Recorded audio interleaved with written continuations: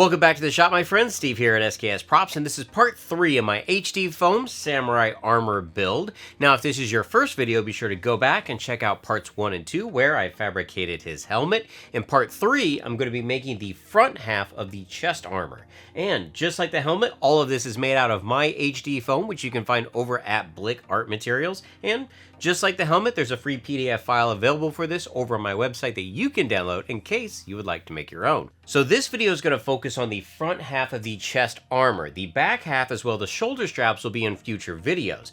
The whole reason why I did that is that all of it needs to tie together, but I wanted one particular piece as a base that I could reference everything off of. And that's because I'm having to make all of these templates from scratch, which is very difficult to tie in multiple pieces together and make sure that it all works. So let me show you how to put the front half of this armor together and paint it. Let's go ahead and get started. I'm going to start by taking parts A and B. These are going to be traced and cut out of some 6mm foam.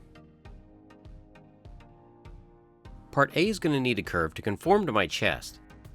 So I'm going to lightly heat up the foam with a heat gun and then glue a small strip of 2mm foam to the back while the foam is curved.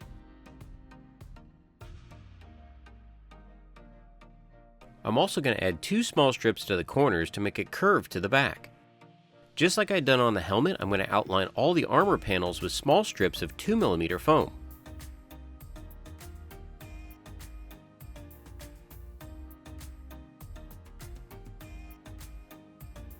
The 2-part B pieces also receive 2mm strips to help with the curve, as well as the detail strips along the perimeter of the armor.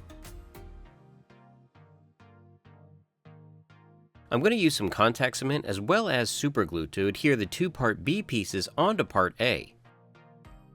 Now, depending on the length and width of your torso, these pieces can be extended or cut down to fit you properly. Part C is a detail strip that's going to be traced and cut out of some 2mm foam before being glued onto part A. Now, if you need your armor to round over a little bit more in the stomach area, feel free to cut out this half circle on part A.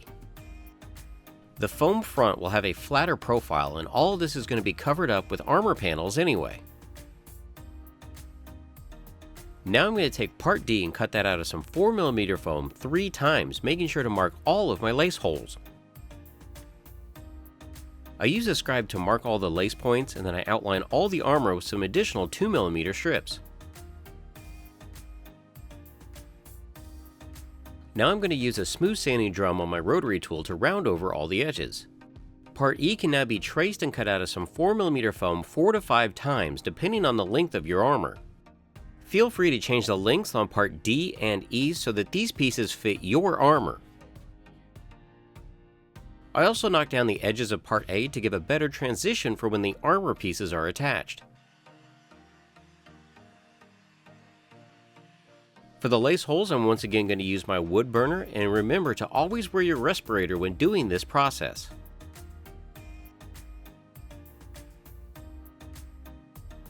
For some additional details, I'm going to cut parts F and G out of some 2mm foam and adhere those to part C. Feel free to add whatever designs you would like to yours.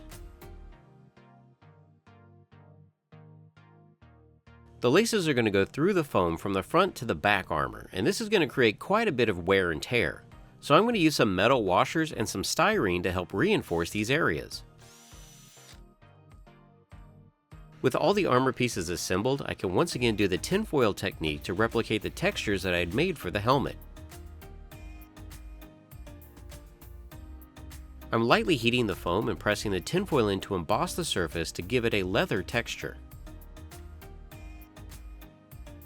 Plasti-Dip is used to seal the foam, and Krylon Red Oxide Primer is going to act as my base layer.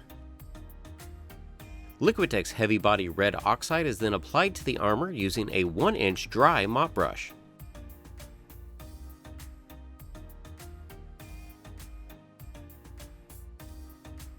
Cadmium Red is then applied as a highlight. To weather the armor to match the helmet, I'm once again going to be using Dirty Down Dark Brown Spray.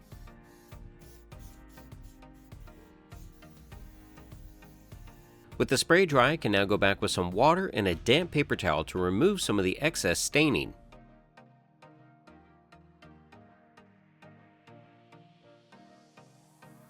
To seal the spray, I'm going to be dusting the surface with a flat acrylic. For the metallics, I'm going to start by using some Golden Brand Iridescent Bronze. This is applied with a small filbert brush and minimal water.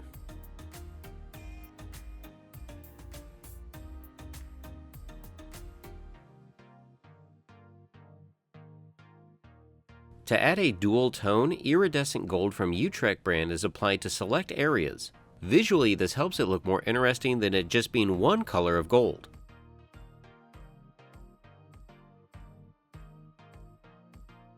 Liquitex Mars Black is added to the Part C detail strip. For all the laces, I'm once again going to be using the athletic lacing that I picked up from Shoelace Express. I decided to tackle this part of the project by lacing down the middle of the armor and then working my way out to the sides. The long rows were approximately 35 inches of lacing, but your length may be different depending on the size of your armor. The rows on the outside of the armor were approximately 21 inches of lacing.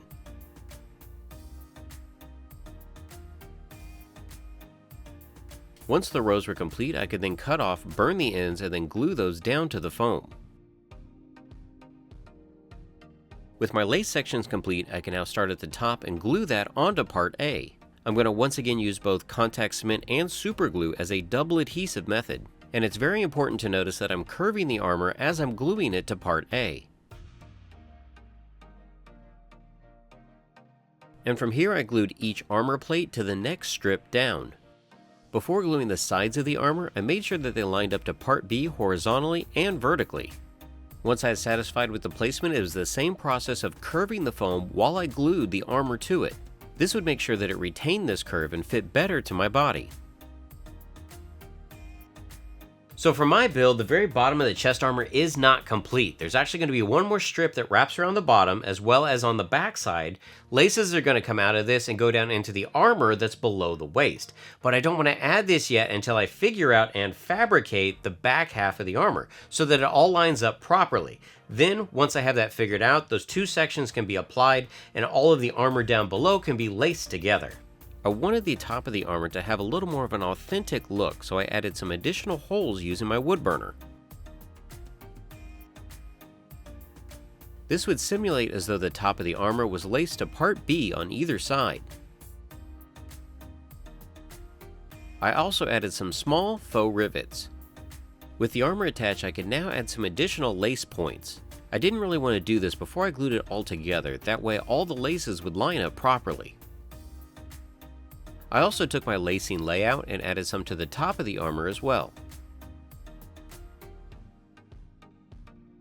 To weather the gold sections, I'm going to once again be using Dirty Down Rust. This is a pigment that I can place over the gold with a very small filbert brush.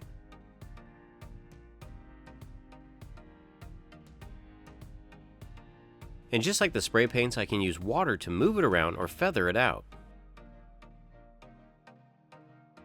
While the rust dries, I'm going to paint the faux rivets with some Liquitex Mars Black. To knock the rust back, I'm going to paint some Utrecht brand iridescent gold on top. Just so I mention it in this video, I'm going to be using some 750 paracord to lace the armor sections together, but I'm not going to add it to this project until the back is built.